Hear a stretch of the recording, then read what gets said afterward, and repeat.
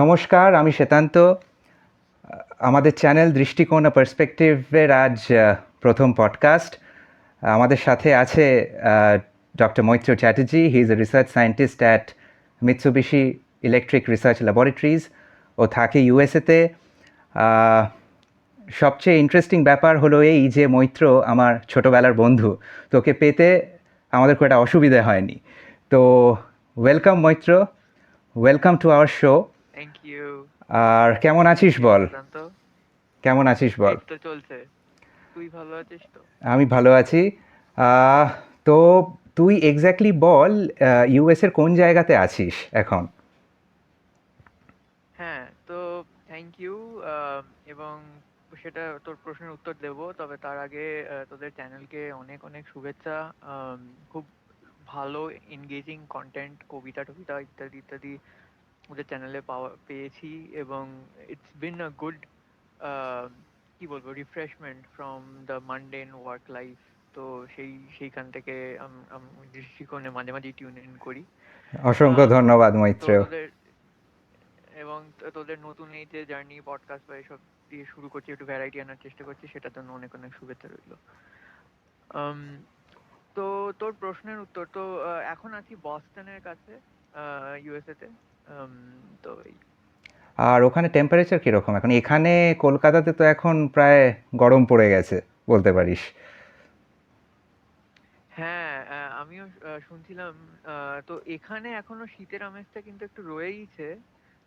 তো তোর এখন ধর দিনের বেলায় মোটামুটি ভাবে এরকম 3-4 ডিগ্রি সেলসিয়াস চলছে টেম্পারেচার, আর রাত্রে মাঝে সাঝে -1 -2 এরকম টেম্পারেচার চলছে আর কি। আচ্ছা আচ্ছা আচ্ছা। তো তুই একটা জিনিস বল, তোকে প্রথম প্রশ্ন করি, প্রথম প্রশ্নটা তোকে করেই ফেলি। সেটা হচ্ছে, তুই হুম।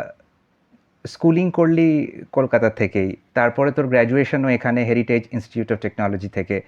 তারপরে ধর ইন্ডিয়াতে এত প্রেমিয়ার ইনস্টিটিউটস আছে, আইআইটিস আছে, আইআইএসসি আছে, তুই এটা সত্ত্বেও why did you choose USA for your higher education? না, তুই মাস্টার্স করলি ইউএসএতে, পিএইচডি করলি ইউএসএতে, তুই হঠাৎ কেন ওই দেশটিকে বেছে নিলি? হুম। তো ব্যাপারটা এরকম যে আমি ইন্ডিয়ার থেকে কখনোই বোধহয় খুব দূরে সরে আসিনি। যেটা হয়েছিল সেটা হচ্ছে যে আন্ডার গ্রাজুয়েট শেষ করার পরে আম, আমি সাধারণভাবে, আমি তো ইঞ্জিনিয়ারিং নিয়ে আন্ডার গ্রাজুয়েট করেছিলাম, রাইট এবং রাইট। সেটার পরে সাধারণভাবে আমার বেশিরভাগ ক্লাসমেটদেরই দেখেছি যে তারা কোনো একটা কোম্পানি, টেক কোম্পানিতে চাকরি টাকরি করতে গেছে। আম, কিন্তু আহ, সেটা আমার খুব একটা ইন্টারেস্টিং লাগতো না। আচ্ছা। যে ধরনের রোলস পাচ্ছিলাম সেই হুম সময় হুম হুম। ইত্যাদি ইত্যাদি। তো সেটার থেকে একটা চেঞ্জ এক্সপিরিয়েন্স করার জন্য আমাকে রিসার্চটা বেশ টানতো আর কি। তো আচ্ছা। সেই জন্য ইন্ডিয়ান স্ট্যাটিস্টিক্যাল ইনস্টিটিউটে একটা রিসার্চ পজিশনে জয়েন করি। হ্যাঁ, তুই ওখানে বোধহয় জয়েন বছর করার পর, দেড়েক ছিলি। হ্যাঁ, ওরকমই হুম কিছু। হুম। তো সেখানে যেটা করেছিলাম সেটা হচ্ছে যে, যেটা দেখলাম যে খুব ইন্টারেস্টিং এনভায়রনমেন্ট, তোকে ভাবাবে। তুই যে ধরনের মানে অনেক বেশ ভিন্ন ধরনের কাজ, মানে মানে তোর কলেজে যে ধরনের পড়াশোনা হতো তার থেকে আহ, বেশ এনগেজিং এবং আম, খুব রিওয়ার্ডিং একটা একটা রোল। তবে যেটা রাইট। সেখানেও দেখতাম সেটা হচ্ছে যে, যে ধরনের প্রবলেমগুলোর, রিসার্চ প্রবলেমগুলোর ওপর কাজ হচ্ছিল, হুম হুম। সেগুলো খুব classical problem in some wedge. অর্থাৎ আচ্ছা। যে প্রবলেমগুলো ধর আমাদের এরিয়াতে বেশ কয়েক বছর, বেশ কয়েক দশক ধরে রয়েছে, হুম হুম। সেই ধরনের প্রবলেমস এর ওপর কাজ হচ্ছিল। আচ্ছা আচ্ছা। কিন্তু আহ, যেটা আমি মানে যেটা দেখছিলাম সেই সময়কার রিসার্চ পেপার বা ইত্যাদি ইত্যাদি পড়ে, যে শুধু বোধহয় সেই গণ্ডির মধ্যে সীমাবদ্ধ থাকাটা আইডিয়াল নয়। তো দেখছিলাম যে আরো কিছু রিসার্চ ল্যাব ট্যাব রয়েছে হুম যারা হুম। কিন্তু অ্যাকচুয়ালি নতুন নতুন প্রবলেম প্রপোজ করছে, যে আচ্ছা। মানে সায়েন্স যত এগোচ্ছে হুম হুম। বা টেকনোলজি যত এগোচ্ছে, সে যেন আরো নতুন প্রবলেমও জেনারেট করছে। তো আচ্ছা। সেই প্রবলেমগুলোরই খোঁজে এবং হয়তো সেই প্রবলেমগুলোর কিছু সমাধানের খোঁজেই ইউএস যাওয়া। আচ্ছা। তবে এটা আহ, এবং পরে হয়তো আমরা এই পডকাস্টের চলাকালীন আমরা হয়তো ডিসকাস করব হুম, যে হুম। মানে ইন্ডিয়া কখনোই, ভারত কখনোই আমার থেকে দূরে সরে যায়নি, সেইটাই, সেইটাই। এটা হয়তো আমরা পরে আসবো। তুই বললি যে আহ, এখানকার থেকে এই এই ব্যাপারটাতে একটু আলাদা ইউএসএ, মানে ওখানে অনেকটা মানে অ্যাপ্লাইড রিসার্চ যেটাকে বলতে পারি আমরা হয়তো সাধারণ রাইট, ভাষায়, সেটা তুই কি একটা দুটো এক্সাম্পল রাইট। দিয়ে একটু বোঝাতে পারবি ইন্ডিয়াতে যে ধরনের জিনিসগুলো নিয়ে কাজ হচ্ছে ইউএসএতে সেগুলো কিভাবে আলাদা হয়ে যাচ্ছে? হ্যাঁ, তো এটা খুব ডিস্টিংক্টলি এক্সপিরিয়েন্স করেছিলাম। মানে ধর হুম, আমি প্রথম দিককার আমার যে রিসার্চ প্রজেক্ট, এই চাকরিতে জয়েন করার পরেই যেটা ছিল সেটা ধর ফেসিয়াল এক্সপ্রেশন রেকগনিশনের উপর। আচ্ছা। ধর একটা ছবিতে তুই একজন মানুষ সে হাসছে হুম, না হুম। কি সে খুব রেগে আছে নাকি সে খুব সারপ্রাইজ, হুম, হুম। সেই ধরনের এক্সপ্রেশন কে রেকগনাইজ করা ছবি থেকে, সেইটার উপর কাজ ছিল প্রথম দিককার। আচ্ছা। কিন্তু সেই কাজটা, সেই প্রবলেমটা খুব ক্লাসিক্যাল ইন দ্য সেন্স যে সেই প্রবলেমটার উপর বেশ কয়েক বছর ধরে কাজ হয়ে আসছে ইত্যাদি হুম, ইত্যাদি। হুম।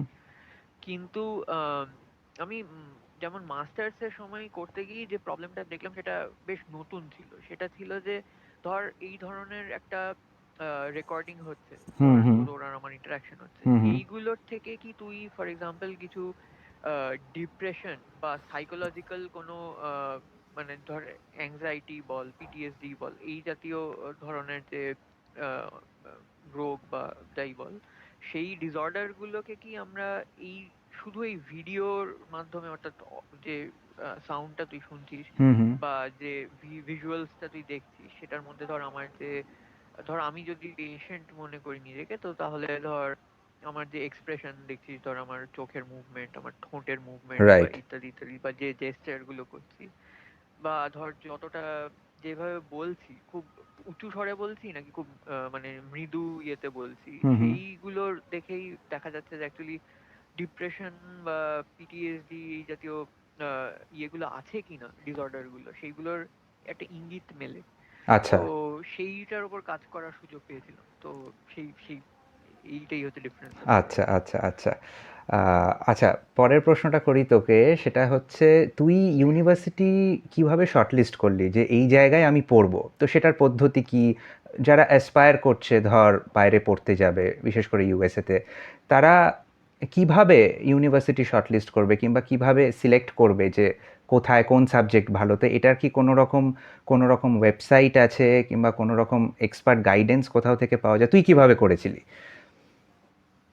হ্যাঁ, তো এটা খুব ইন্টারেস্টিং একটা প্রশ্ন। এবং হোপফুলি যারা শুনবেন তাদের জন্য এটা ইনফরমেটিভ হতে হলে খুব ভালো লাগবে। হুম, হুম। আম, তো মানে ইউএসএ তে যে ইউনিভার্সিটি গুলো আছে, প্রধানত আমার মনে হয় দুভাবে সিলেকশন করা যায়। একটা হচ্ছে যে ওখানে গিয়ে একটু রিসার্চ এক্সপোজার পাওয়া উদ্দেশ্য নিয়ে যদি কেউ যেতে চায়, তো সেইভাবে এগোনো যায়। আর অন্য অপশনটা হচ্ছে ইউএসএ তে যদি কেউ যেতে চায় যে জাস্ট সেখানকার যে টেক টেক সেক্টর আছে সেইখানে ধর, বা হুম। জেনারেল নলেজ সেক্টর আছে, তো তাদের আমি মেইনলি একটু টেক ফোকাসড আনসারটা রাইট। দেবো, কেননা আমি সেই ইয়েটাই করেছি, হুম, হুম। সেই পথেই চলেছি। কিন্তু তো যাই হোক, তো সেকেন্ড অপশনটা হচ্ছে যে যারা ধর একটু এই ওয়ার্ক এক্সপিরিয়েন্স বা ইউএস এর যে টেক সেক্টর সেখানে কাজ করার যে অভিজ্ঞতা সেইটাকে সঞ্চয় করতে যারা যেতে চাইছে। আচ্ছা, তো এই দুটোর মধ্যে একটু ফারাক আছে বলে আমার মনে হয়। আচ্ছা। কেননা তুই যদি প্রথম অপশনটা চুজ করতে চাস, যে যেখানে তুই রিসার্চটা তোকে বেশি অ্যাপিল করছে, হুম, হুম। ইউএসএ তে যে ধরনের রিসার্চ হচ্ছে, তাহলে পোটেনশিয়ালি সেখান থেকে ধর তুই একটা একাডেমিক জার্নি তুই শুরু করতে পারবি, অর্থাৎ ধর প্রফেসর হতে চাইলি বা ইত্যাদি ইত্যাদি এই জাতীয় কিছু করা যায়। তো রাইট। সেই ক্ষেত্রে সিলেকশনের প্রসেসটা হতে পারে যে ধর তুই তোর এরিয়া, রিসার্চ এরিয়াটাকে সম্বন্ধে একটু আইডিয়া হলো, তো হুম। সেই সেটা তুই ধর আন্ডার গ্রাজুয়েট পড়তে পড়তে তুই দেখলি যে তোর ধরা যাক কম্পিউটার সায়েন্সের মধ্যে তোর এআই টা বেশ পছন্দের জায়গা, তো তাহলে তুই দেখছিস যে ধর এআই এর যে টপ কনফারেন্স গুলো হচ্ছে বা প্রিমিয়ার জার্নালস গুলো আছে, সেইখানে কোন কোন ল্যাব থেকে পাবলিশ করা হচ্ছে ইউএসএ, রাইট। মানে কোন কোন একাডেমিক রিসার্চ ল্যাব, তো হুম, হুম। সেই ল্যাবের গুলো পোটেনশিয়াল টার্গেটস হতে পারে অ্যাপ্লাই আচ্ছা, করার জন্য। আচ্ছা, তো আচ্ছা। সেটা একটা একটা টানের জায়গা। এবার অন্যদিকে যে অন্য ডাইরেকশনটা বলছিলাম, যে যেখানে ধর কেউ একটু ওয়ার্ক এক্সপিরিয়েন্স এর জন্য হুম, যেতে হুম। চাইলো, তো তাহলে তাহলে একটা খুব গো টু ওয়েবসাইট হচ্ছে US news and world report. তো আচ্ছা। এদের একটা খুব রিলায়েবল একটা র্যাঙ্কিং লিস্ট বেরোয় হুম, হুম। ইউনিভার্সিটি গুলো, হুম, হুম। সেইখানে মোটামুটি ভাবে ধর ওই প্রথম 5-10টা ইউনিভার্সিটিতে এক ধরনের কোম্পানির থেকে রিক্রুটমেন্ট হয়, তারপরে ধর 10-20টা ইউনিভার্সিটিতে একটু অন্য ধরনের কোম্পানিদের রিক্রুটমেন্ট হয়, এই এই ব্যাপারটা চলে অনেকটা আর কি। তো আচ্ছা। আম, তো মোটামুটি ভাবে ওই লিস্টটাকে ফলো করে এগোনো যেতে পারে। তবে এই দুটো একটু আলাদা, এই এই সেন্সে এই দুটো পথ একটু আলাদা। একটা হুম। একটু পাবলিশ কি কোথায় কোন ল্যাব থেকে হচ্ছে সেইটা দেখে দেখা, আর একটা ধর এই ইউএস নিউজ ওয়ার্ল্ড রিপোর্টস থেকে এগোনো। তবে এই দুটোরই পথেরই একটা কমন এলিমেন্ট আছে। সেই কমন এলিমেন্টটা হচ্ছে তোকে অ্যাপ্লাই করতে গেলে ভালো তোর রেকমেন্ডেশন লেটার লাগবে। আচ্ছা। আহ, অর্থাৎ তোর মানে যারা তোর কাজ সম্বন্ধে তুই অ্যাপ্লাই করার সময় পর্যন্ত হুম, যে হুম, কাজ হুম। করে এসেছিস সেটা সম্বন্ধে যারা রেকমেন্ড করতে পারে, হুম। টিপিক্যালি তারা প্রফেসর হতে পারে, আচ্ছা। তোর কোনো সিনিয়র বস হতে পারেন, হুম, ইত্যাদি হুম, ইত্যাদি। হুম। আহ, আরেকটা জিনিস যেটা লাগে সেটা হচ্ছে স্টেটমেন্ট অফ পারপাস। অর্থাৎ বেসিক্যালি এটা একটা এসে, যেটাতে তুই বলছিস যে তুই ওই ইউনিভার্সিটিতে কি কি করতে চাস বা কেন জয়েন করতে চাইছিস। রাইট। আর লাগে হচ্ছে জিআরই বলে একটা পরীক্ষা হয়, হুম। সেইটাতে একটা স্কোর লাগে। আর আচ্ছা, TOEFL, test of English as a foreign language বলে একটা আচ্ছা, পরীক্ষা হয়, সেইটারও স্কোর লাগে। আচ্ছা। তো এইগুলোতে এইগুলো তোর লাগবে। হুম, হুম। আরেকটা হচ্ছে অফকোর্স তোর আন্ডার গ্রাজুয়েটের যে জিপিএ আচ্ছা। বা পার্সেন্টেজ হুম, হুম। মার্কস যাই বলিস, সেইটা সেইটা একটা ভালো জিপিএ হলে ভালো, এরকম লাগে। তো এই আচ্ছা, জিনিসগুলো, এই ইনগ্রিডিয়েন্ট গুলো তো যদি থাকে তাহলে that makes for a strong application. এবং আচ্ছা। সেই সেন্সের জন্য একটু ইন্ডিয়ার থেকে আলাদাও বটে, কারণ ইন্ডিয়াতে স্পেশালি পোস্ট গ্রাজুয়েশনের যে অপরচুনিটিস গুলো হুম, সেগুলো হুম। সাধারণভাবে, সবসময় নয় কিন্তু সাধারণভাবে হয়তো কিছু পরীক্ষা নির্ভর হয়। তুই মানে জানিসই হয়তো, হ্যাঁ। গেট জ্যাম ইত্যাদি ইত্যাদি আর অনেক তারপরে ওয়েস্ট বেঙ্গলে ইউএসসি থাকতে গেলে ক্যাট। আমাদের অন্যরকম ইঞ্জিনিয়ারিং এন্ট্রান্স এক্সামিনেশন যেটাকে জয়েন্ট বলা হয়। হ্যাঁ, হ্যাঁ, জয়েন্ট বলে হ্যাঁ, আন্ডার হ্যাঁ। গ্রাজুয়েটের, আন্ডার আর গ্র্যাজুয়েট। গ্রাজুয়েট লেভেলে তোর এরকম আছে আরো অন্যান্য। তো হুম, হুম। সেইগুলো তোকে করতে হবে। কিন্তু এখানে ইউএস অ্যাপ্লিকেশনস গুলো অনেক বেশি হোলিস্টিক। তো হুম, তোর এই হুম। অনেকগুলো ডাইমেনশনে তোকে জাজ করা হবে, দিয়ে সেইটার বেসিসে সিলেকশন। আচ্ছা, আচ্ছা। এইবারে ধর আ পড়তে যাওয়া মানে তো শুধু পড়তে যাওয়া নয়। এখানে একটা অন্য দেশে পড়তে যাওয়া মানে একটা ভিসার একটা বড় রোল থাকে। তো ধর আমরা রাইট, যেরকম দেখি আ কেউ ধর কোম্পানি থেকে বাইরে যাচ্ছে। তো সেক্ষেত্রে রাইট। কোম্পানি পুরোটাই অ্যাসিস্ট করে যারা যাচ্ছে তাদের ভিসা ইত্যাদি এইসব নিয়ে। তো ইউনিভার্সিটির ক্ষেত্রেও কি ব্যাপারটা ঐরকমই? মানে তুই ধর যে ইউনিভার্সিটিতে ফাইনালি সিলেক্টেড হলি, সেই ইউনিভার্সিটি কি তোকে কোনো রকমভাবে সাহায্য করে ভিসাটা পেতে? হ্যাঁ, তো এটা খুব ভালো প্রশ্ন। আম, তো বেসিক্যালি ইউনিভার্সিটির মানে তো এখানে মানে তোকে খেয়াল রাখতে হবে যে তুই যদি স্টুডেন্ট হিসেবে অ্যাপ্লাই করিস, তাহলে তুই বেসিক্যালি F1 বলে যে ভিসাটা, স্টুডেন্ট ভিসা, সেইটার রাইট। জন্য অ্যাপ্লাই করছিস। হুম, হুম। আম, তো সেইটার ক্ষেত্রে কিন্তু অ্যাপ্লিকেশনটা মানে তোর একটা ডকুমেন্ট তুই পাবি যে ইউনিভার্সিটি থেকে তুই অ্যাডমিট পেলি, যেটার এগেনস্টে তুই ভিসাটা ক্লেম করতে হুম, পারবি। হুম। আহ, কিন্তু এর বাইরে গিয়ে সেই স্টুডেন্ট ভিসার অ্যাপ্লিকেশনটা কিন্তু তোকে নিজেকেই করতে হবে। আচ্ছা। তো সেইটা জন্য বেসিক্যালি তোকে ইউএস যে এমবাসি বা হুম, কনসালেট হুম, গুলো হুম, হুম। ইন্ডিয়াতে রয়েছে, ইউএস এমবাসি ইন্ডিয়াতে হুম, হুম। দিল্লিতে, আর কনসালেট গুলো হচ্ছে মুম্বাই, চেন্নাই, হায়দ্রাবাদ আর কলকাতাতে। আচ্ছা, তো তুই এই এই জায়গাগুলোর যে কোনো একটা জায়গাতে যেখানে তোর অ্যাপয়েন্টমেন্ট তুই পেলি আচ্ছা। কনভিনিয়েন্টলি, সেইখানে তুই অ্যাপয়েন্টমেন্ট বুক করে তুই হুম, হুম। এই ভিসার জন্য অ্যাপ্লাই করতে পারিস। ওকে। আম, তবে এখানে চ্যালেঞ্জেস আছে। হুম। তবে অপরচুনিটিসও প্রচুর রয়েছে। আচ্ছা। অর্থাৎ আম, যেমন একদিকে তোর চ্যালেঞ্জ হচ্ছে যে তোকে এইটা এস্টাবলিশ করতে হবে যে তুই যে যখন এই স্টুডেন্ট ভিসার জন্য অ্যাপ্লাই করছিস, হুম, হুম। তোকে আইদার দেখাতে হবে যে তোর আহ, তোর যে মানে ফাইন্যান্সিয়াল হেলথ সেটা খুব সিকিউর। অর্থাৎ আচ্ছা। তুই যদি ইউএসএ তে পড়তে যাচ্ছিস, হয়তো একটা স্কলারশিপ বা ফেলোশিপ নিয়ে যাচ্ছিস, সেক্ষেত্রে ইউনিভার্সিটি যেন তোর পড়াশোনার যে খরচা সেইটা বহন করছে। আচ্ছা। আবার অন্যদিকে যদি সেটা না হয়, যদি কেউ নিজের খরচায় পড়তে যায়, তাহলে তাকে অ্যাপ্রোপ্রিয়েট স্টেটমেন্টস, ব্যাংক স্টেটমেন্টস বা এই ধরনের কিছু অ্যাসেটস হোক, ফাইন্যান্সিয়াল অ্যাসেটস, সেইগুলো দেখিয়ে এইটা এস্টাবলিশ করতে হবে যে সে তার ফাইন্যান্সিয়াল হেলথটা একটু সিকিউর। আচ্ছা। তো সেই চ্যালেঞ্জটা আছে। আবার অন্যদিকে অপরচুনিটিসও আছে। তো যেমন ধর 2012 সালে তোর যখন মাস্টার্স করতে এসেছিলাম, হুম, যেটা হুম, নিচের হুম, হুম। সাইড করছিলাম, রাইট। ধর 23,000 F1 ভিসা দেওয়া হতো। আচ্ছা। আম, কিন্তু ধর 2022 সালে, জাস্ট 10 বছর পরেই, সেটা 1,15,000 হয়ে গেছে। আচ্ছা। তো তো এই জাম্পটা এসেছে, ইটস এ হিউজ তোর জাম্প। হয়তো বলা যায় যে, হ্যাঁ এক্স্যাক্টলি, তো হয়তো বলা যায় যে ইউএস একটু বেশি অ্যাকসেপ্টিং রাইট, স্টুডেন্টসদের রাইট। প্রতি। তো হ্যাঁ, তো এই অপরচুনিটিটা রয়েছে। আচ্ছা। আর এই ভিসার কথা তুই বললি, তো ভিসার কি কোনো স্পেসিফিক ভ্যালিডিটি থাকে? মানে তুই ধর শুধু মাস্টার্স করে চলে আসবি এরকম তোর প্ল্যান, মানে ওটার কি কোনো রাইট, স্পেসিফিক ভ্যালিডিটি থাকে যে 2 বছর, কি তুই পিএইচডি করতে গেলে সেটাকে একবারেই 5 বছরের জন্য অ্যাপ্লাই করা যায়? তো what is the procedure? Right. তো আহ, এই প্রসিজিওরটা একটু চেঞ্জ করেছে। আচ্ছা। আগে যেটা হতো সেটা হচ্ছে যে স্টুডেন্ট ভিসা মাত্রই 5 বছরের জন্য দেওয়া হতো। আচ্ছা। তো যে কোনো ধরনের স্টুডেন্ট ভিসা, তুই মাস্টার্স করতে হুম, যাস, হুম। পিএইচডি করতে যাস, 5 বছরের জন্য পেতি। সেটা বাই ডিফল্ট 5 বছরের থাকতো, তাই তো? আচ্ছা।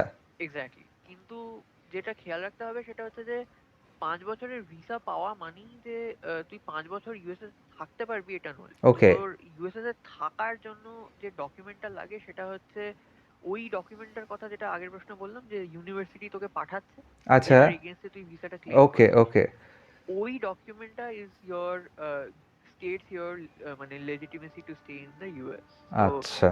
ওই ডকুমেন্টটাতে যে টাইম উইন্ডোটা দেওয়া হুম, থাকে, হুম, সেটা হুম। মাস্টার্স এর ক্ষেত্রে সাধারণভাবে 2 বছর হয়। হুম, হুম। আর পিএইচডির ক্ষেত্রে 5 বছর, বা কিছু কিছু ক্ষেত্রে যদি এক্সটেন্ড করতে লাগে রিসার্চের জন্য, তো তাহলে সেই এক্সটেন্ডেড অ্যামাউন্ট অফ টাইমের জন্য তুই থাকতে পারবি। Right, right. তবে the visa is just a, বলা যেতে পারে একটা টুল জাস্ট টু ক্রস বর্ডার। তো তোকে ধর ইন্ডিয়া থেকে ইউএস যেতে চাইছিস, বা ইউএস থেকে ধর তুই আরো কনফারেন্স অ্যাটেন্ড করতে অন্যান্য দেশে যেতে হুম, হুম। চাইছিস, সেইটুকুর জন্য তোর ভিসা, যেটা তুই পাসপোর্টের স্ট্যাম্পটা পেলি, সেইটা তোর কাজে লাগবে। আচ্ছা। কিন্তু তোর ইউএসএ থাকার যে ভ্যালিডিটি, সেইটা ওই ডকুমেন্টের নাম I-20। তো ওই আচ্ছা। I-20 ডকুমেন্টটাই তোকে অ্যাকচুয়ালি লেজিটিমেসিটা দিচ্ছে ইউএসএ তে থাকার জন্য। আচ্ছা। আম, তো এই ব্যাপার। আচ্ছা, আচ্ছা। এখন তুই ধর বোধহয় ফর দ্য লাস্ট 1.5 ইয়ার্স তুই চাকরি করছিস। তুই এতদিন স্টুডেন্ট ছিলি ওখানে, এখন চাকরি করছিস। হ্যাঁ, তো আ চাকরির জন্যে আমার ধারণা আলাদা ভিসা করাতে হয়। তো তোর সঙ্গে যেরকম আমার ইন্টারেকশন রেগুলার বেসিসেই হয়, তো তুই আমাকে বলছিলি হ্যাঁ, কিছুদিন আগে যে এই স্টুডেন্ট ভিসা থেকে ট্রানজিশন টা টু হুম, বেসিক্যালি ওয়ার্ক ভিসা, তো এইটা নাকি অতটা স্মুথ না। তো এটার ক্ষেত্রে নাকি বেশ কিছু বটলনেকস আছে। তো এইটা একটু বোঝা, কিরকম বটলনেকস তুই ফেস করছিস কিংবা করেছিস? রাইট। তো স্টুডেন্ট ভিসার তোকে যেটা ইন্টারেস্টিং ব্যাপার, যেটা হয়তো অ্যাকচুয়ালি ইউএসএ তে পড়তে যাওয়ার জন্য একটা অন্যতম অ্যাট্রাকশন হয় অনেক স্টুডেন্টদের কাছে, সেটা হচ্ছে যে আহ, ওখান মানে স্টুডেন্ট ভিসার সঙ্গে যেটা আসে সেটা হচ্ছে যে তোর একটা ওয়ার্ক অথরাইজেশন আসে। অর্থাৎ তুই তোর পাশ করার পরে, তোর কোর্স আর কি, সেইটা পাশ করার পরে তুই একটু ওই ভিসার এগেনস্টেই, ওই I-20 ডকুমেন্টের এগেনস্টেই তুই একটু ওয়ার্ক এক্সপিরিয়েন্স নিতে পারিস। তো সেইটাকে আচ্ছা। বলা হয় অপশনাল প্র্যাকটিক্যাল ট্রেনিং বা ওপিটি। ওকে। তো সেটার একটা নির্দিষ্ট মেয়াদ আছে। তো সাধারণভাবে ধর, যদি কেউ ইঞ্জিনিয়ারিং বা ধর ম্যাথ ইত্যাদি ইত্যাদি এই সব এরিয়াতে মাস্টার্স করে বা ডিগ্রি পার্সু করে, তাহলে সে 3 বছর অব্দি চাকরি করতে পারে। আর রাইট। যদি সে এমনি এই এরিয়াগুলোর বাইরে কোনো এরিয়াতে ডিগ্রি পার্সু করে, তাহলে 1 বছর অব্দি চাকরি করতে পারে। তো আচ্ছা। সেটা অলরেডি একটা এক্সপোজার দিচ্ছে তাকে ইউএসএ তে ওয়ার্ক এনভায়রনমেন্ট কিরকম সেটার প্রতি। আচ্ছা। কিন্তু তার বাইরেও তুই যদি আরো একটু ওয়ার্ক এক্সপিরিয়েন্স নিতে চাস, হুম। যেটা আমার ক্ষেত্রে একটু হয়েছে, তো সেই ক্ষেত্রে তাহলে তোকে ওয়ার্ক ভিসাতে যেতে হবে। তো আচ্ছা। ওয়ার্ক ভিসার যে ফর্মাল যে টার্মটা সেটা হচ্ছে H1B। তো সেই H1B ভিসাতে যেটা হয় সেটা হচ্ছে যে প্রত্যেক বছর 85,000 স্লটস থাকে। তো সেই 85,000 অর্থাৎ সেই 85,000 খানা ভিসা দেওয়া হয় গোটা পৃথিবী জুড়ে, যাতে করে ফরেন ওয়ার্কাররা ইউএসএ তে এসে চাকরি করতে পারে। আচ্ছা। এবার এই 85,000-এর মধ্যে 20,000 আবার রিজার্ভ থাকে এমন সমস্ত ক্যান্ডিডেটদের জন্য যারা মাস্টার্স বা তার থেকে হায়ার কোনো ডিগ্রি ইউএসএ তেই পার্সু করেছে। অলরাইট। তো তো এই প্রসিডিওরটা, তবে যেটা মানে চ্যালেঞ্জিং হয়ে যায় সেটা হুম হচ্ছে হুম। অ্যাপ্লিকেন্টের সংখ্যা এর থেকে বহুগুণ বেশি। তো যেমন গত বছর যখন ভিসা পেলাম সেই বছরের স্ট্যাটিস্টিক্স হচ্ছে যে প্রায় 7.5 লাখ, 7.5 লাখ অ্যাপ্লিকেন্টস ছিল ফর 85,000 স্লট।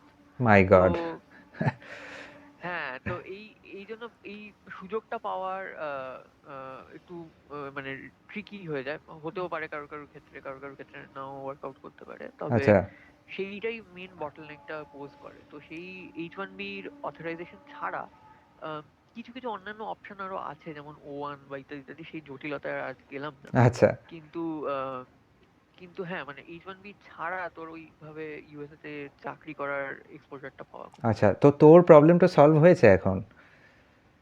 হ্যাঁ, তো মানে ঘটনাচক্রে আহ, গত বছর ফাইনাল মানে দুটো রাউন্ড অফ লটারি হয়েছিল। তো অ্যাকচুয়ালি সিলেকশনটা জাস্ট লটারির বেসিসেই হয়, আচ্ছা। সুতরাং আহ, সবাই ইকুয়ালি কোয়ালিফাইড ধরা যেতে পারে হুম হুম হুম। ইউএস গভর্নমেন্টের চোখে আহ, এই পজিশন গুলো, 85,000 পজিশনের জন্য। তো তারা জাস্ট সিম্পলি লটারি করে সিলেক্ট করে যে এই 7.5 লাখের মধ্যে কোন 85,000 জন পাবে। আচ্ছা তো হ্যাঁ, ঘটনাচক্রেই পেয়ে গেছিলাম গত আচ্ছা। বছর লটারিতে। তো দ্যাটস গুড নিউজ অ্যাকচুয়ালি। বহুদিন তুই আসিসও না ইন্ডিয়াতে, ইনফ্যাক্ট মানে 2021-এ বোধহয় তুই লাস্ট এসছিলি। তো হ্যাঁ, ইন্ডিয়াতে হ্যাঁ, তখন কোভিড এর কোভিড জন্য চলছিল। এক্স্যাক্টলি, তো কোভিড এর জন্য যাতায়াতে একটু অসুবিধার সৃষ্টি হয়েছিল। তবে ফাইনালি এই H1B ভিসা বোধহয় আমাকে আবার তোর সঙ্গে দেখা করার সুযোগ করে দিল। অ্যাবসলিউটলি অ্যাবসলিউটলি, সেটার জন্যই অপেক্ষায় রয়েছি আর কি। তো যাই হোক, তো অনেক কঠিন কথাবার্তা হলো, আমরা আরও কঠিন বিষয় ঢুকবো। তো তার আগে একটু লাইট আলোচনা করি, সেটা হচ্ছে আমেরিকান লাইফ সম্বন্ধে একটু বল। এতদিন ধরে তুই আছিস, অলমোস্ট 12 ইয়ার্স, নাকি তারও বেশি বোধহয় হয়ে গেল। তো মানে how is it different from India? মানে তুই এখানে যেরকমভাবে জীবনযাপন করতিস, তো ওখানে প্রথম কথা বল যে ওখানে যখন পড়তে গেলি তখন মানে থাকার কি ব্যবস্থা? মানে ইউনিভার্সিটি হোস্টেলেই থাকতে হয় নাকি তুই বাইরেও ভাড়া নিয়ে থাকতে পারিস? তো সেইটা একটা, কি খাওয়া দাওয়া করতিস কিংবা এখনও করিস? হ্যাঁ, কী করে মানে কি কি হবিজ আছে, কি করে সময় কাটাস, কি কি ট্রাভেলিং অপশনস আছে, একটু বল। মানে পুরো এই লাইফটা সম্বন্ধে একটু জানতে চাই। নিশ্চয়ই। আম, তো হ্যাঁ, মানে ইন সাম ওয়েজ ইন্ডিয়া আর আমেরিকার মধ্যে তুই অনেকটা সামঞ্জস্য পাবি। আচ্ছা। কেননা আম, যেহেতু মানে একটা প্রধান যেটা মানে আমি বলবো সুবিধাই হয়ে যায় যে আমরা ধর চলতি বাংলাতেও আজকে বহু ক্ষেত্রেই আমরা ইংরেজি শব্দের ব্যবহার করি। তো ইংরেজি ভাষাটার সঙ্গে যেন আমাদের একটা ফ্যামিলিয়ারিটি রয়েছে। সে তো তো বটেই।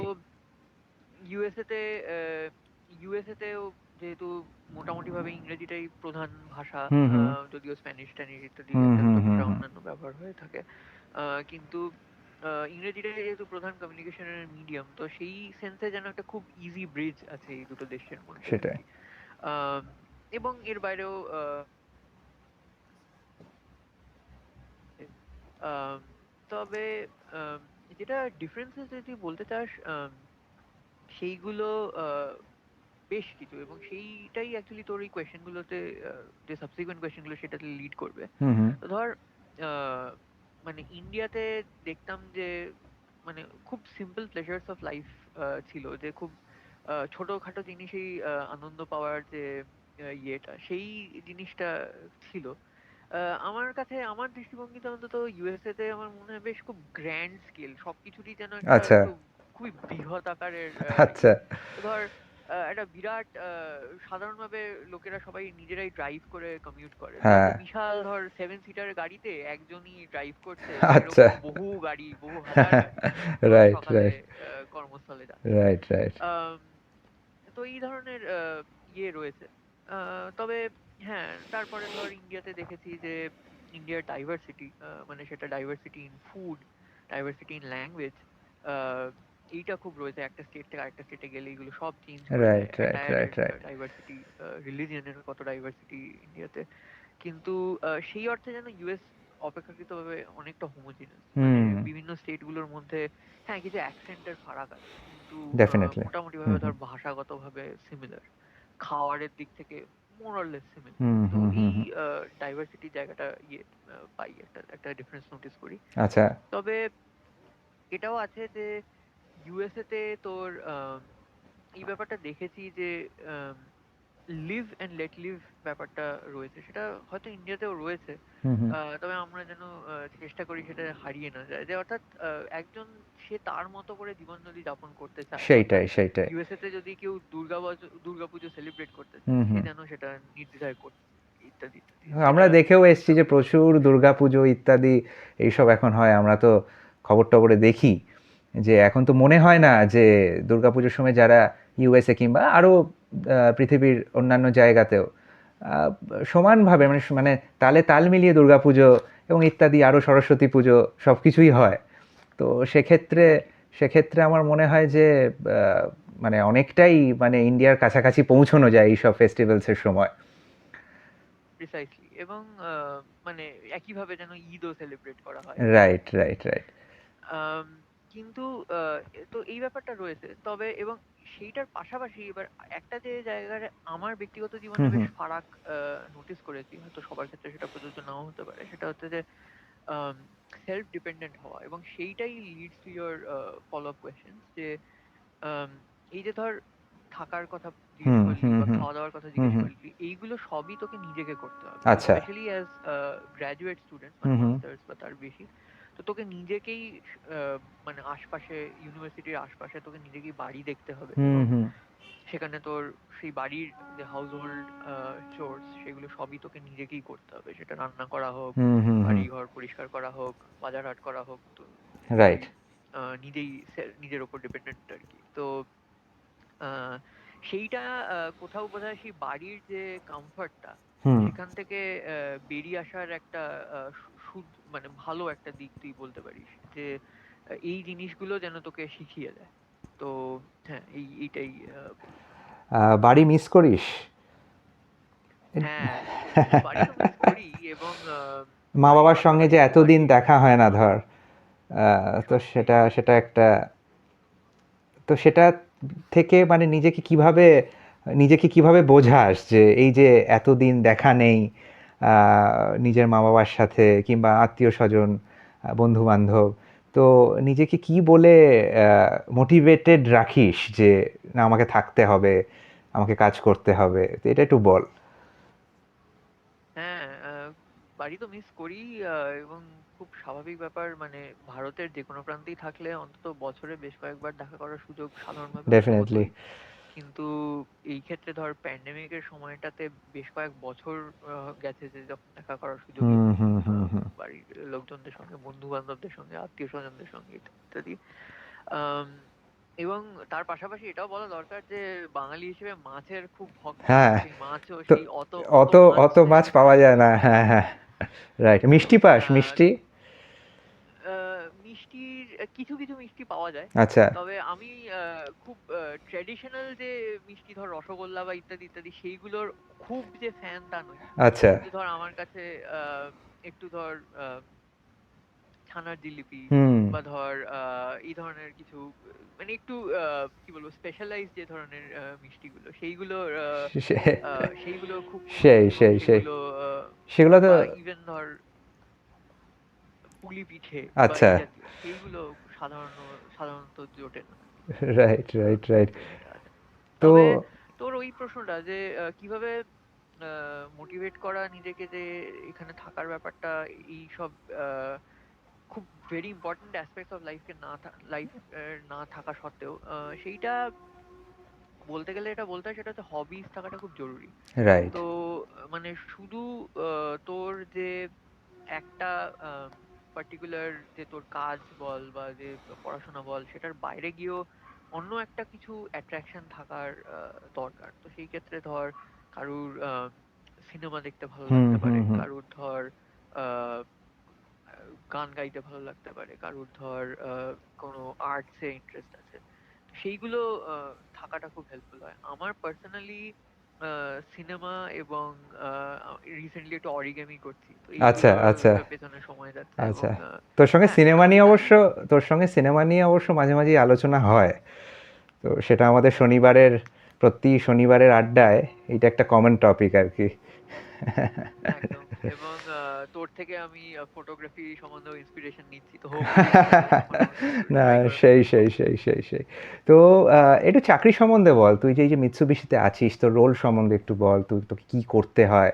তো সেটার থেকে আমরা পরের প্রশ্নগুলোতে যাব, মানে সেটা এই পজিশনে যে তুই আছিস অ্যাজ এ রিসার্চ সায়েন্টিস্ট, তোকে তোকে পিএইচডি কতটা হেল্প করেছে, এইসব প্রশ্নে আমরা পরে যাব। তো তুই আপাতত বল যে তোর রোলটা কি, তোকে কি করতে হয়, এইগুলো রাইট। একটু তো খুলে বল। হ্যাঁ, এখন আছি, তুই যেমন ইন্ট্রোডাকশনে বললি হুম মিৎসুবিশি হুম ইলেকট্রিকে রিসার্চ ল্যাবসে। হুম হুম তো এটা বেসিক্যালি মিৎসুবিশি ইলেকট্রিক যে কোম্পানিটা তার একটা রিসার্চ উইং আর কি, ইন্ডিপেন্ডেন্ট একটা ওকে। কোম্পানি কিন্তু তার একটা রিসার্চ উইং। হুম হুম তো আহ, আম, আমি বেসিক্যালি রিসার্চ সায়েন্টিস্ট রোলে হুম অ্যাপয়েন্টেড। হুম হুম তো এমনি রোলটা হচ্ছে যে মানে মেন রেসপন্সিবিলিটি হচ্ছে তোর রিসার্চ করা। আচ্ছা। তোর অর্থাৎ আম, তোকে কিছু কিছু আহ, দু ধরনের রিসার্চ করতে হয়। একটা হচ্ছে প্রোডাক্ট ড্রিভেন রিসার্চ। হুম তো হুম ধর এমন একটা কিছু যেটাতে আমাদের যে পেরেন্ট কোম্পানি মিৎসুবিশি ইলেকট্রিক, হুম হুম জাপানিজ কোম্পানি, তো তাদের কিছু হয়তো প্রোডাক্ট রিকোয়ারমেন্ট আছে, তারা একটা ধরনের কিছু চাইছে। হুম হুম সেই কিন্তু সেই আহ, সেই যে সলিউশনটা তারা খুঁজছেন সেটার কোনো যে প্রবলেমটার আনসার তারা খুঁজছে, হুম হুম সেই প্রবলেমটার হয়তো কোনো নোন সলিউশন নেই।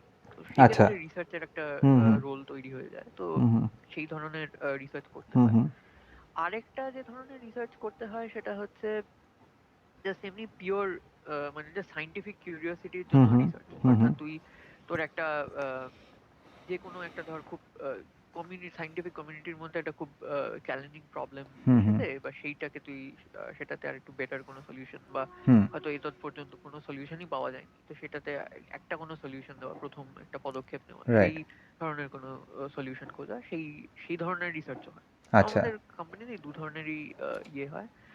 তো আমরা মেইনলি ফোকাস করি ওই আর্টিফিশিয়াল ইন্টেলিজেন্স এবং তার মধ্যেও ওই কম্পিউটার ভিশন, অর্থাৎ ছবি বা ভিডিও বা হুম। অডিও রিলেটেড মাল্টিমোডাল অ্যানালিসিস হচ্ছে অন্য যে রিসার্চ থিমটা, এই আচ্ছা থিমের উপর আর কি। আচ্ছা আচ্ছা আচ্ছা। তো আহ, আমি কিছুদিন আগে, কিছুদিন আগে বলাটা ভুল, 2 দিন 3 দিন আগে লিঙ্কডইনে বোধহয় একটা রিসার্চ পেপার দেখলাম।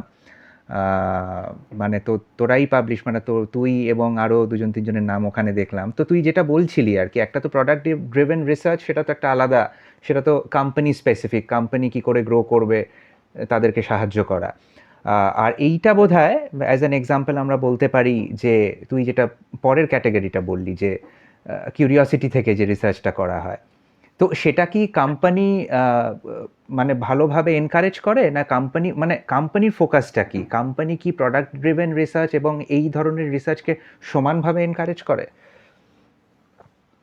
ফরচুনেটলি হ্যাঁ, এটা আচ্ছা। আমাদের কোম্পানির ক্ষেত্রে অ্যাটলিস্ট আমি বলতেই পারি হুম যে হুম সেইটার ব্যাপারে আমি বেশ লাকি। তো আচ্ছা দুটো দুটো ফ্রন্টেই বেশ থ্রাস্ট দেখি, দু আচ্ছা। ধরনের রিসার্চকেই হুম হুম এনকারেজ করে। তো আচ্ছা। হ্যাঁ, ও এবং তুই যে পেপারটার কথা বলছিলিস, হ্যাঁ সেটা ওই রকম জাস্ট পিওর সাইন্টিফিক রাইট এনডিভার আর কি, তো ওখানে কোনো প্রোডাক্ট রাইট রিসার্চ নেই। Right right. তো তুই এবারে বল তোর পিএইচডি রিসার্চ টপিক কি ছিল, হুম। আম, এবং এবং how it actually is linked with your current role. Right. তো পিএইচডি রিসার্চ টপিক এবং এটার সঙ্গে একটা খুব আমরা একটু ব্রডেনও বোধহয় হুম করতে হুম পারি কোয়েশ্চেনটাকে, যে এই মানে কিরকম ভাবে জেনারেলি একজন এই রিসার্চ টপিককে সিলেক্ট করে। Right right. তো বেসিক্যালি এইটা একটা খুব ইন্টারেস্টিং একটা অ্যাসপেক্ট। এবং আম, সেইটা ধর আমার ক্ষেত্রে যেটা হয়েছিল যে আমি আম, এই আমি ইউনিভার্সিটি অফ ইলিনয় থেকে পিএইচডি হুম হুম করেছিলাম। এবার সেখানে আমি যে আমার অ্যাডভাইসার ছিলেন তাকে আমি ইমেল করেছিলাম। সেই সময় চেন্নাইতে চাকরি করছিলাম। তো সেই সময় ইমেল করেছিলাম যে দেখুন আপনার এই কাজগুলো আমার বেশ পছন্দের, এবং সেইটা ওই পাবলিকেশন যে কনফারেন্স জার্নালে সেই সবের ভিত্তিতে বুঝতে পেরেছিলাম যে ওই ল্যাবে কি ধরনের কাজ হচ্ছে। তো সেটার বেসিসে মেইল করেছিলাম যে আপনার এই কাজগুলো আমার পছন্দ হচ্ছে, এবং আমি interested in pursuing a PhD in your lab. Hmm hmm um, এবং তাতে আমার ক্ষেত্রে খুব যেটা একটা এন্টাইসিং ব্যাপার ছিল সেটা হচ্ছে যে আমার অ্যাডভাইসার সে সময় বলেছিলেন যে হ্যাঁ নিশ্চয়ই তুমি তো your definitely welcome to to work here, কিন্তু এটা আমরা চেষ্টা করি যে তোমার থিসিসটা যেন শুধুই একটা পিওর রিসার্চ এন্ডেভার না হয়ে সেটা যেন ইন্ডিয়ার ক্ষেত্রেও একটা তার কোনো ইম্প্যাক্ট থাকে। তো রাইট মানে তার একটা রিয়েল ওয়ার্ল্ড ইম্প্যাক্ট, এবং স্পেশালি যেটা সেটা যদি ভারতের প্রেক্ষিতে হয় সেটা বোধহয় আরো একটু ডিজায়ারেবল হুম হতে পারে। হুম তো হুম সেইটা আমাকে খুব মানে ড্র করেছিল ওই অফারটার প্রতি। হুম তো হুম সেই জন্য পিএইচডি করতে গেছিলাম ওখানে। আচ্ছা আম, তো টপিকের টার্মসে যেটা বলার সেটা হচ্ছে যে আমি ফাইনালি পিএইচডি করেছিলাম এই অডিও ভিজুয়াল লার্নিং এর উপর। আচ্ছা তো অর্থাৎ তুই ধর একটা ভিডিও দিলি, হুম সেখানে হুম ধর ভিডিও বলতে তো সাধারণভাবে শুধু ভিডিও বা একটা ছবিতে চলছে কিছু এরকম নয়, মানে হুম সেটার সঙ্গে তার যে অ্যাকুস্টিক্স বা অডিও যে একটা এনভায়রনমেন্ট হুম হুম সেইটাও থাকে। তো সেইগুলো থেকে তুই কিছু অ্যানালিসিস করতে পারিস কিনা। তো ধর আমরা যে ধরনের প্রবলেম সিলেক্ট করেছিলাম একটা হচ্ছে জেনারেশন, হুম অর্থাৎ আহ, তুই ধর একজন বৃদ্ধ মানুষ ধর হাঁটছেন, হুম হাঁটতে হাঁটতে ধর তিনি একটা ধর এবং ক্যামেরার একটা ভিউ এর মধ্যে রয়েছেন, তো হুম তার হাঁটার যে চলার যে স্টেপস সেই সাউন্ডস গুলো তুই পাচ্ছিস। এবার কিন্তু হাঁটতে হাঁটতে সে এমন একটা ভাবে সে হয়তো ঘুরলেন একদিকে, হুম হুম মোড় নিলেন যেতে তিনি ক্যামেরার ভিউ এর বাইরে চলে গেলেন। আচ্ছা এবার তখনও কিন্তু তার সাউন্ডটা, হাঁটার সাউন্ডটা তুই পেতে পারিস। ধর তুই সে একটা ঘর থেকে আরেকটা ঘরে গেলেন, তো রাইট তখনও তার সেই হাঁটার যে ফুটস্টেপের যে সাউন্ড সেটা তুই পাচ্ছিস, হুম হুম কিন্তু তাকে দেখতে পাচ্ছিস না। হুম হুম আহ, তো সেক্ষেত্রে তারপরে ধর হঠাৎ করে তার পড়ে যাওয়ার একটা তুই শব্দ পেলি। তো সেই ক্ষেত্রে তুই একটা হয়তো একটা অ্যালার্ট সিস্টেম বা অ্যালার্ম সিস্টেমকে তুই ট্রিগার করতে চাইবি হুম হুম সেক্ষেত্রে, যে ও এখানে একটা খুব অ্যাটেনশন দরকার, একটা কিছু ঘটেছে হয়তো। আচ্ছা তো সেই ক্ষেত্রে হয়তো তো শুধুমাত্র ভিজুয়াল কিউ গুলো ইউজ করে এগোনো সম্ভব নয়।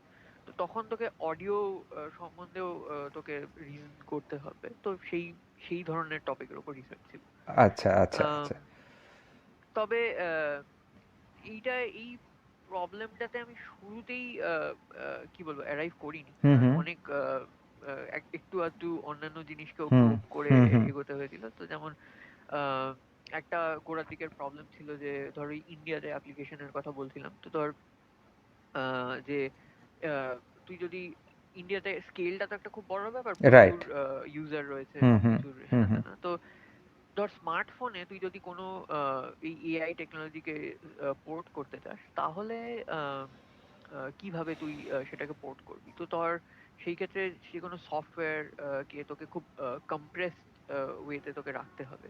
তো সেই ধরনের এআই সফটওয়্যার গুলোকে কিভাবে খুব কম্প্রেস করা যায় যাতে করে আচ্ছা স্মার্টফোনে তো মেমরি খুব বেশি হয় হুম না, হুম তো হুম সেই স্মার্টফোনে যাতে সেগুলো ইউজ করা যায় সেই ধরনের কিছু ইয়ে ছিল। তবে I found the latter problem to have more research opening, তো সেই জন্য দ্য ফর্মার প্রবলেম সরি। আচ্ছা আচ্ছা তো সেই জন্য সেই প্রথম প্রবলেমটার উপরেই থিসিসটা মেইনলি ফোকাস আচ্ছা করেছিলাম। আচ্ছা না, আমি যতটুকু তোর কথা শুনে বুঝতে পারছি সেটা হচ্ছে it has a lot to do with artificial intelligence. তো আর্টিফিশিয়াল ইন্টেলিজেন্স কথাটা তো আমরা এখন সব সময় শুনছি। তো সাধারণ মানুষকে একটু বোঝা যে হোয়াট ইজ আর্টিফিশিয়াল ইন্টেলিজেন্স। হুম। তো এমনি খুব মানে সাধারণভাবেই বলছি যে আর্টিফিশিয়াল ইন্টেলিজেন্স হচ্ছে জাস্ট তোর হিউম্যান ইন্টেলিজেন্সকে একটা মেশিন বা কম্পিউটারে এমবডি করা। অর্থাৎ তুই হিউম্যান যে ইন্টেলিজেন্স রয়েছে, যে কোনো অবজারভেশন দেখে আমরা যে ডিডিউস করার ক্ষমতাটা রাখি, ধর এই যে যেমন শুনলাম যে একজন মানে পড়ে যাওয়া হুম আওয়াজ, সেখান থেকে আমরা এটা ডিডিউস করছি যে তার সেখানে একটা অ্যাটেনশনের দরকার। তো সেই সেই ক্যাপাবিলিটি গুলো একটা কম্পিউটারকে দেওয়া। কেননা কম্পিউটার খুব এক অর্থে খুব ডাম্ব, তার নিজস্ব রাইট কোনো ভাবার হুম ক্ষমতা নেই। হুম হুম তো সেই ক্যাপাবিলিটিগুলো কম্পিউটারকে দেওয়া, এটাই আর্টিফিশিয়াল ইন্টেলিজেন্স। আচ্ছা, তো আর্টিফিশিয়াল ইন্টেলিজেন্সের সাথে আমরা আরও কিছু কিছু কথা শুনি, সেগুলো হচ্ছে ডিপ লার্নিং, মেশিন লার্নিং। তো এইগুলো কি আর্টিফিশিয়াল ইন্টেলিজেন্সেরই পার্ট, নাকি এগুলো সম্পূর্ণ আলাদা জিনিস? এটা একটু বোঝা। হ্যাঁ, তো মেশিন লার্নিং, ডিপ লার্নিং এগুলো সবই আর্টিফিশিয়াল হুম ইন্টেলিজেন্সেরই হুম পার্ট। মানে মেশিন লার্নিং এর মেন কনসেপ্টটা হচ্ছে যে আর্টিফিশিয়াল ইন্টেলিজেন্সের গোড়ার দিকের যে এফর্ট গুলো ছিল সেগুলো সব যাকে বলা হয় যে রুলস বেসড এআই। হুম হুম অর্থাৎ ধর তুই বললি যে আমেরিকার পপুলেশনের থেকে চায়নার পপুলেশন বেশি, হুম আর হুম চায়নার পপুলেশনের থেকে ইন্ডিয়ার পপুলেশন বেশি।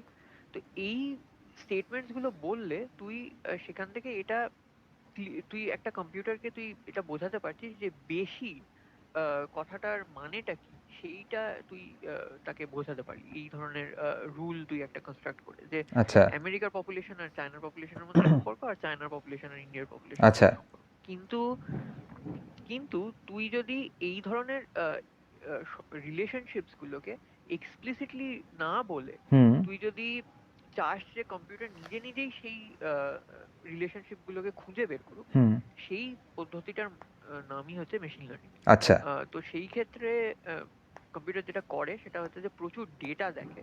তো তাকে প্রচুর প্রচুর তোকে ডেটা দিতে হবে, এবং সেই ডেটাগুলোই সে যেন এক্সাম্পল, এবং সেই এক্সাম্পল গুলো থেকেই সে শেখে যে বিভিন্ন জিনিসের মধ্যে রিলেশনশিপ হুম কি। তো হুম ধর তুই বলে দিলি ইউএস এর পপুলেশন, চায়নার পপুলেশন আর ইন্ডিয়ার পপুলেশন, এই সংখ্যাগুলো শুধু দিলি, হুম ও কিন্তু এটা বলে দিতে পারবে যে এটার মধ্যে থেকে কোন দেশের সব থেকে জনসংখ্যা বেশি, ইত্যাদি হুম ইত্যাদি। হুম হুম হুম তো এইটা হচ্ছে মেশিন লার্নিং।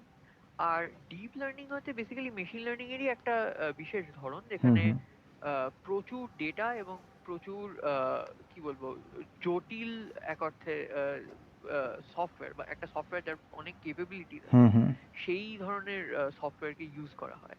আচ্ছা তো সেই এইটাই আর কি আচ্ছা, বলতে পারি। তো কোন কোন ইন্ডাস্ট্রিতে এর অ্যাপ্লিকেশন সবচেয়ে বেশি বলে তোর মনে হয়? মানে আমি যতটুকু হুম। বুঝেছি যে মোটামুটি এখন সব ইন্ডাস্ট্রিতেই এটার অ্যাপ্লিকেশন আস্তে আস্তে বাড়ছে। তবে তোর ওপিনিয়নটা একটু জানতে চাইছি। তুই তো খুব ক্লোজলি দেখছিস হ্যাঁ। পুরো সাবজেক্টটাকে।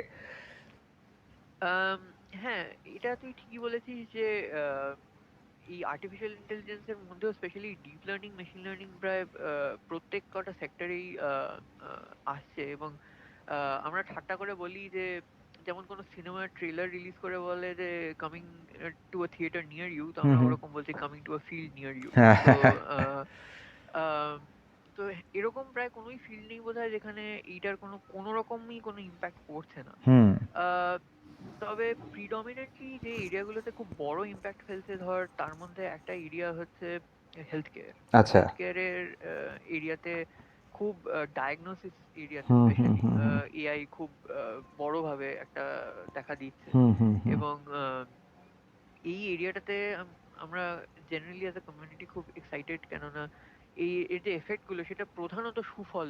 এটার মানে আচ্ছা আচ্ছা অতটা তার নেগেটিভ ইম্প্যাক্ট, কিছু প্রাইভেসি টাইভেসি রিলেটেড হুম হুম কনসার্ন হুম হুম আছে, হুম কিন্তু ওভারঅল মনে হয় যেন বেশিরভাগটাই এর সুফলই পাওয়া যাচ্ছে। যে খুব জটিল ডায়াগনোসিস যেটা হয়তো একজন খুব ট্রেন্ড প্রফেশনাল ছাড়া হুম তুই পেতি না, হুম হুম সেই ট্রেন্ড প্রফেশনালরা ধর কেবলমাত্র শহরে শহরেই ধর রয়েছে। হুম হুম তো ধর একটা প্রত্যন্ত গ্রামে থেকে এই ধরনের প্রফেশনালদের হয়তো সবসময় তুই অ্যাক্সেস পাবি না, হুম হুম কিন্তু হুম এই ধরনের এআই এর সফটওয়্যার ইউজ করে কিন্তু তুই স্মার্টফোনের দৌলতে তুই বাড়িতে বাড়িতেই কিন্তু এই ধরনের হেল্প, তুই ডায়াগনোসিস রিলেটেড ধর তুই পেয়ে যাচ্ছিস। তো বুঝতে এইটা একটা পেরেছি। এমন এরিয়া যেখানে খুব বড় একটা ইম্প্যাক্ট ফেলেছে আমি বলবো, এই মানে এআই এর নতুন যে অ্যাডভান্সমেন্টস গুলো সেগুলো। রাইট রাইট, মানে আমি যতটুকু বুঝতে পারছি সেটা হচ্ছে ধর কারুর এক্স রে হয়েছে কিংবা কারুর রাইট। ইউএসজি হয়েছে, সেই যে ইমেজটা জেনারেটেড হলো, মানে আগে কি হতো কিংবা এখনো মোস্টলি ডাক্তাররা রিপোর্টটা লেখে, মানে এরকম কি একটা দিন আসতে চলেছে যে মানে সেটাও আহ, মানে কম্পিউটারই করে দেবে? তুই যেটা বলছিলি ডায়াগনোসিসের কথা। হ্যাঁ, রাইট। তো অ্যাকচুয়ালি এখনো যেটা করা হচ্ছে যে মোটামুটি এআই এর রোলটা ডায়াগনোসিস অবধি হয়তো লিমিটেড রাখা আচ্ছা হচ্ছে। আচ্ছা কিন্তু ডাক্তাররা যেটা তার বাইরেও যেটা করেন সেটা হচ্ছে যে একটা প্রেসক্রাইব করেন যে সেটা সলিউশনটা কি। তো রাইট, সেই জিনিসটার জন্য কিন্তু আমরা ডাক্তারদের প্রয়োজনীয়তা থেকেই যাচ্ছে। তো ডেফিনেটলি, এবং ডেফিনেটলি। সেটার বাইরেও এমন কিছু কিছু জাজমেন্ট আছে যেগুলো ডাক্তারবাবুরা নেন, যেগুলো সবসময় খুব মানে সেই অর্থে প্রসিডিউরাল নয়। তো যেমন হুম, ধর আমার ঠাকুমার শেষ দিকে ঠাকুমার বেশ টার্মিনাল ইলনেসই চলে হুম, এসেছিল, হুম, হুম, কিন্তু ঠাকুমার খুব মিষ্টি খেতে ভালোবাসতেন। তো সেই ক্ষেত্রে ডাক্তাররা হুম, হুম, তাতে না করেন। তো আচ্ছা, সেটা হয়তো ট্র্যাডিশনাল ট্রিটমেন্টে সেটা রেকমেন্ডেড হবে না যে হুম, হুম, হুম, খুব বেশি মিষ্টি খাওয়া বা হুম, ইত্যাদি হুম, ইত্যাদি, হুম, কিন্তু হুম, এমন একটা স্টেজে এসে গেছিল যে যেখানে সেইটা খুব মানে একটা বড় ইম্প্যাক্ট ফেলতো না। তো এই ধরনের জাজমেন্ট গুলো, এমপ্যাথি রাখা, এই ব্যাপারগুলোর জন্য আমরা মানুষের কাছেই ফিরে যাব, এবং সেই জন্য রাইট। ডাক্তাররা থাকবেন আমাদের। Absolutely, absolutely. হয়তো তুই বলতে পারিস যে যারা রেডিওলজি ডিপার্টমেন্টে আছে তাদের হয়তো কিছুটা হতে পারে, যেখানে 10টা রেডিওলজিস্ট কাজ করে সেখানে হয়তো 10 জনের জায়গায় 5 জন কাজ করবে পরবর্তীকালে, এরকম একটা সময় আসলেও আসতে পারে। সেই সেই সম্ভাবনাটা আছে, এবং হুম, হুম। সেই হয়তো আমরা সেই প্রশ্নে আরো যাবো যে সেই হ্যাঁ, হ্যাঁ, রাইট, রাইট, রাইট। চ্যালেঞ্জেস গুলোকে কি করে ম্যানেজ করা। Right, right, right. তো এআই নিয়ে কথা তো এতদিন শুনছিলাম, এখন আমার মজার ব্যাপার হয়েছে শুধু এআই না, এখন শুনছি জেনারেটিভ এআই, বিশেষ করে চ্যাট জিপিটি ইত্যাদি এইসব শোনা যাচ্ছে। তো how is it different from conventional AI, যেটা আমরা এতদিন জানতাম, যেটা একটু বোঝা।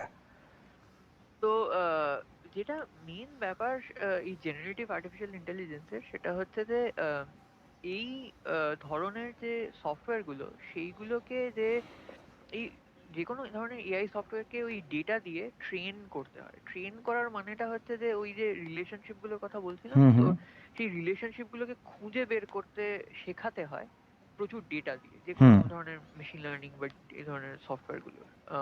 এবার জেনারেটিভ এআই এর ক্ষেত্রে যেটা ব্যাপার, সেটা হচ্ছে তুই এই যে ডেটাগুলো দিচ্ছিস, এই ডেটাগুলোর পাশাপাশি তোকে মানে শুধু এই ডেটাটাই যথেষ্ট। এর আগের যে মেশিন লার্নিং বা ডিপ লার্নিং এর যে সফটওয়্যার গুলো এসেছিল, হুম, সেগুলোতে প্রধানত যাকে বলা হয় সুপারভাইজড লার্নিং ইউজ করা হতো। আচ্ছা, অর্থাৎ তুই ডেটাটার পাশাপাশি তোর ডিজায়ার্ড আউটপুটটা কি সেটাও তোকে বলে দিতে হতো। আচ্ছা, অর্থাৎ ধর তুই একটা কুকুরের ছবি একটা দিলি, হুম, তো তাহলে তোকে সফটওয়্যারটাকে এটাও বলে দিতে হতো যে এইটা একটা কুকুরের ছবি। আচ্ছা, বা ধর তুই একটা খুব পজিটিভ রিভিউ, ধর একটা অ্যামাজন বা ফ্লিপকার্টে কোনো একটা প্রোডাক্টের রয়েছে, তো সেই রিভিউটা যে আদতে অ্যাকচুয়ালি পজিটিভ একটা সেন্টিমেন্ট কনভে করছে, সেই দুটো জিনিসই তোকে সফটওয়্যারটাকে বলতে হতো, রিভিউটাও দিতে হতো, তার সেন্টিমেন্টটাও বলতে হতো যে এটার পজিটিভ রিভিউ। কিন্তু জেনারেটিভ এআই এ যেটার মজা সেটা হচ্ছে যে এই এই যে মানে টার্গেট প্রেডিকশনটা, অর্থাৎ সেটা পজিটিভ রিভিউ নাকি সেটা কুকুরের ছবি, এই জিনিসটা আর তোকে বলে দিতে হচ্ছে না। আচ্ছা, শুধু ওই ডেটাটুকুই যথেষ্ট, এবং সে কিন্তু সেটার ভিত্তিতেই এটা সেই ডেটাগুলোর মধ্যে ওই রিলেশনশিপ গুলোর খুঁজে বের করতে পারছে। আচ্ছা, এবং যেটা মজা সেটা হচ্ছে যে সে কিন্তু সেইটাকে, সেই রিলেশনশিপ গুলো খুঁজে বের করে নতুন ওই ধরনের আরো ডেটা জেনারেট করতে পারছে। অর্থাৎ তুই ধর কুকুরের অনেকগুলো ছবি দেখালি, সেটার ভিত্তিতে সে হয়তো একটা কুকুরেরই ছবি, ধর তুই দেখালি এমন অনেক কুকুরের ছবি যারা মাঠে খেলে বেড়াচ্ছে, আচ্ছা, সেটার ভিত্তিতে সে কিন্তু এমন কুকুরের ছবি তৈরি করতে পারছে যে আহ একটা বাড়ির মধ্যে খেলে বেড়াচ্ছে। বা আচ্ছা, ধর টেক্সটের ক্ষেত্রে হুম, চ্যাট হুম, জিপিটি যেমন একটা খুব পপুলার হুম, হুম, ইয়ে সফটওয়্যার এখন এসেছে। ধর তুই প্রচুর রিভিউজ তুই দিলি, হুম, হুম, ধর একটা ভ্যাকিউম ক্লিনারের, সেটার ভিত্তিতে সে এবং পজিটিভ রিভিউজ একটা ভ্যাকিউম ক্লিনারের তুই দিলি, সেটার ভিত্তিতে সে কিন্তু পজিটিভ রিভিউজ জেনারেট করতে পারছে, ধর একটা শেভিং কিট। হুম, হুম, তো সেই শেভিং কিটের রিভিউ তাকে তাকে তাকে হয়তো তুই কখনো দেখাসনি, তাকে হয়তো তুই বলে দিসনি যে এটা শেভিং কিটের রিভিউ কি ধরনের হয়, কিন্তু সে সেই রিলেশনশিপ গুলো, কিছু কমনালিটি যেগুলো যে কোনো পজিটিভ রিভিউর মধ্যে থাকে, সেগুলোকে দেখে সে কিন্তু সেই জেনারেশনটা সে করে দিতে পারছে। তো রাইট, রাইট। এইটাই মজা আর কি জেনারেটিভ মানে এআই এটাই বা আর কি চ্যাট জিপিটি। কনভেনশনাল এআই থেকে এইভাবেই জেনারেটিভ এআই আলাদা, তুই বলতে চাইছিস। হ্যাঁ, তো একটা জিনিস বল, একদম। আমি যতটুকু বুঝতে পারছি সেটা হচ্ছে যে আহ, ধর এই জেনারেটিভ এআই অনেক রুটিন টাস্কসকে অটোমেট করে দিতে পারে খুব ইজিলি। তো রাইট। এটা কি মানে এমপ্লয়মেন্টের ক্ষেত্রে একটা থ্রেট হতে পারে? মানে ধর যেরকম কম্পিউটার যখন আসে প্রথম, তখন কিন্তু আমরা ভেবেছিলাম যে প্রচুর মানুষ চাকরি হারাবে, সেটা হয়তো জানি না কিছুটা ক্ষেত্রে হয়তো সেটা সত্যিও ছিল, কিন্তু পরবর্তীকালে দেখা যায় যে একটা হিউজ জব জেনারেশন হয় এই আইটির দৌলতে। তো রাইট। তুই বল যে জেনারেটিভ এআই কি এই দিকেই যাচ্ছে, না জেনারেটিভ এআইয়ের কোনো অন্যরকম দিক আছে যে এটা পুরোপুরি মানে লোকের চাকরিকে ইয়ে করে নিতে পারে, মানে চাকরি খেয়ে নিতে পারে যেটাকে বলা যায়? একদম। তো এইটাই আমার মনে হয় প্রধান প্রশ্ন এআই কে কেন্দ্র করে, জেনারেটিভ এআই বলেই শুধু নয়, জেনারেলি এআই হুম কে হুম কেন্দ্র করেই যেটা সবাই চিন্তিত এটা নিয়ে। আহ, তো এখানে যেটা হচ্ছে সেটা হচ্ছে যে দুটোই সত্যি, যে এআই এর এই অগ্রগতির ফলে বেশ কিছু চাকরি যেতে চলেছে, আবার বেশ কিছু চাকরি কিন্তু চাকরির অপরচুনিটি আবার তৈরিও হবে। হুম হুম তো কিছু স্ট্যাটিস্টিক্স দিতে গেলে ধর এসিও হ্যাঁ বলে একটা অর্গানাইজেশন আছে, হুম হুম তাদের একটা স্ট্যাটিস্টিক্স হচ্ছে যে 2030 সালের মধ্যে গোটা পৃথিবী জুড়ে 80 কোটি চাকরি যেতে চলেছে এআই এর জন্য। সাংঘাতিক ব্যাপার। আহ, একদমই। এবং পার্টিকুলারলি আমেরিকা সম্বন্ধে একটা স্ট্যাটিস্টিক্স আছে যে হুম হুম আমেরিকাতে ট্রাক চালানো, মানে আমেরিকার দেশটা তো বেশ বড়, তো একটা প্রান্ত থেকে আরেকটা প্রান্তে যে যে কোনো জিনিসকে ফেরি করতে গেলে সবসময় তুই ফ্লাইটে পাঠাতে পারবি না, কারণ অত মাল বহন করার ক্যাপাসিটি নেই ফ্লাইটে। তো সেই জন্য প্রচুর ট্রাক চলতে পারে এবং হুম সেটা হুম কম খরচারও বটে। তো সেই ট্রাক চালকদের যে চাকরি, সেইটার ওপরেও কিন্তু একটা এফেক্ট পড়তে চলেছে যদি এই সেলফ ড্রাইভিং কার বা এই ধরনের যে জিনিসগুলো আসছে সেইগুলো যদি, সেই টেকনোলজি গুলো যদি ট্রাকে ব্যবহার করতে হুম শুরু হুম করা হুম হয়। হুম এবং বলা হচ্ছে প্রায় 5 লাখ ট্রাক চালক তাদের কিন্তু চাকরি যেতে পারে। আহ, সাংঘাতিক ব্যাপার। কিন্তু হ্যাঁ, কিন্তু এখানে যেটা খেয়াল রাখার হুম ব্যাপার সেটা হুম হচ্ছে এই যে জব লস গুলোর কথা হচ্ছে, সেগুলো এই ধরনের চাকরি যেগুলো বেশ রুটিন, বেশ যার মধ্যে আচ্ছা। ভ্যারাইটি হুম কম। হুম হুম কিন্তু এমন ধরনের চাকরি যেগুলো বা কাজ যেগুলোতে ক্রিয়েটিভিটির প্রচুর জায়গা হুম রয়েছে, যেখানে এক অর্থে যেন গতে বাঁধা নয়, হুম হুম হুম সেই ধরনের চাকরি, ধর একজন গায়ক বা কোনো রাইট। মিউজিশিয়ান যে ধরনের কাজ করছে, বা একজন পেইন্টার যে হুম হুম ধরনের হুম কাজ হুম করছে, আহ, সেই ধরনের ইয়ে চাকরিতে কিন্তু মনে হয় না এআই খুব বড় একটা এফেক্ট ফেলতে পারবে, এবং হুম হুম সেইটা মানুষের জন্য সেই অপরচুনিটিটা থেকেই যাবে। রাইট এবং রাইট। তার বাইরেও যেটা থাকবে সেটা হচ্ছে যে এই ওয়ার্ল্ড ইকোনমিক ফোরাম এর একটা স্ট্যাটিস্টিক্স আছে, সেটা হুম হুম হচ্ছে যে আহ, এই যে নলেজ সেক্টর বলে যেটা বলা হয়, হুম যে যেখানে ধর তুই প্রচুর তোর বেসিক্যালি তোর মেধাকে কাজে লাগিয়ে, মেধাটাকে তুই তোর শ্রমের জন্য ব্যবহার করছিস, সে ধরনের হোয়াইট কলার জবস প্রচুর তৈরি হবে এআই এর ফলে। এবং বলা হচ্ছে প্রায় 10 কোটি নতুন চাকরি 2026 সালের মধ্যে, মানে আর 2-3 বছরের মধ্যেই কিন্তু তৈরি হতে পারে গোটা পৃথিবী জুড়ে। আচ্ছা আচ্ছা। তো সেই সুযোগটাও রয়েছে। তো হুম হুম এটাই খেয়াল রাখার যে আমরা যেন এই যে এই যে পরিবর্তনগুলো আসছে সেইগুলো সম্বন্ধে সচেতন থাকি এবং সেই অনুযায়ী নিজেদেরকে বদলাতে পারি। মানে আহ, আপস্কিলিং এর এবং কথা তুই যাতে বলছিস? আ- একদম সেই আপস্কিলিং এর ব্যাপারগুলো সম্বন্ধে যেন আমরা সচেতন থাকি, যে কোন স্কিলস গুলো দরকার এই ধরনের পজিশন গুলোতে যাওয়ার জন্য, সেইগুলো সম্বন্ধে আমাদের একটু অ্যাওয়্যার হওয়া দরকার বলে মনে হয়। রাইট। তুই আর্টের ক্ষেত্রে যেরকম বললি যে যেগুলো ক্রিয়েটিভ ফিল্ডস সেখানে এইটা এখনো সেইভাবে আহ, নিজেকে অতটা প্রমাণ করতে পারেনি সেই অর্থে, কিন্তু মানে অনেক খবর টবর আসছে যে অনেক ক্ষেত্রে মানে যে গায়ক মারা গেছে সেই গায়কের গলায় একটা নতুন গান গাওয়ানো হচ্ছে, কিংবা ছবি জেনারেট করতে পারছে। আমি ইনফ্যাক্ট কিছুদিন আগে আহ, একটা ছবি মানে টেক্সট টু ইমেজ একটা ছবি জেনারেট করলাম, কিন্তু মানে তুই যেটা বললি আমি তোর সঙ্গে অনেকটাই একমত যে এখনও বোধহয় জেনারেটিভ এআই সেই জায়গায় পৌঁছয়নি যেখানে একেবারে এই জিনিসগুলোকে রিপ্লেস করতে পারবে, কারণ সেই সোলটা মিসিং। মানে ধর একটা ছবি, রাইট। একটা ফটোগ্রাফার একটা ছবি তুলছে, আর একটা জেনারেটিভ এআই দিয়ে ছবি তৈরি করা হচ্ছে, there is a lot of difference. তো সেইটা সেইটা আমি তোর সঙ্গে একেবারেই একমত। তো তুই একটা জিনিস বল যে আহ, মানে লেজিসলেশনস আছে কি ইন প্লেস, মানে এখানে তো মানে অনেক রকম অ্যাক্টিভিটিস হতে পারে, যেরকম ধর এই যে ডিপ ফেক বলে একটা কনসেপ্ট খুব শোনা যাচ্ছে, ধর মানে আমার শরীরে একটা অন্য মুখ বসিয়ে দেওয়া, কিংবা ধর মানে অন্য কারুর শরীরে আমার মুখটা বসিয়ে একটা প্রপাগ্যান্ডা চালানো, কিংবা অন্যরকম আরও অ্যাক্টিভিটিস করা যেগুলো এথিক্যাল না। তো এইখানে কি কোনো লেজিসলেশনস আছে এখনো, মানে এটাকে তুই কিভাবে দেখছিস? হ্যাঁ, তো এটা একটা খুব ইন্টারেস্টিং কোয়েশ্চেন, এবং এইটা হচ্ছে এআই এর বোধহয় অন্য মেজর হুম যে ডাউন সাইড যদি তুই বলি সেইটা। আম, তো অ্যাকচুয়ালি হ্যাঁ, দেখা যাচ্ছে যে লেজিসলেশন ছাড়া কিন্তু মানে এটা সেই আমরা এটা বোধহয় আমাদের মাথায় রাখা দরকার যে এআই কিন্তু কোনো প্রাকৃতিক কোনো একটা ফেনোমেনন নয়, যে ধর যেমন রাইট ঝড় বা ভূমিকম্প এলে হুম আমরা হুম সেটাকে রোখার কোনো আমাদের উপায় নেই, আমাদের সেই ঝড় বা ভূমিকম্পের যে এফেক্ট সেগুলোকে ম্যানেজ করার চেষ্টা করতে হবে। হুম হুম কিন্তু আলটিমেটলি এআই এর গতি কতটা হবে, এআই এর যে এগোনোর গতি সেটা কিন্তু মানুষের হাতেই রয়েছে, বা বিভিন্ন কোম্পানির হাতেই রয়েছে। তো রাইট তারা যেন যদি একটু সচেতন ভাবে এগোয় যে আহ, কতটা আমাদের সমাজ ম্যানেজ করতে পারছে, সেই অনুযায়ী তারা যদি সেই অগ্রগতিটাকে ক্যালিব্রেট করে, হুম হুম হুম তাহলে বোধহয় সেটা কাম্য। হুম এবং সেই প্রেক্ষিতে লেজিসলেশনস এর বেশ প্রয়োজন আছে। এবং এক্ষেত্রে ওই উদাহরণটা বোধহয় বেশ প্রযোজ্য, যে ধর তুই একটা হাইওয়েতে ড্রাইভ করছিস, হুম যে সেখানে তুই যদি ট্রাফিক রুলস না মেনে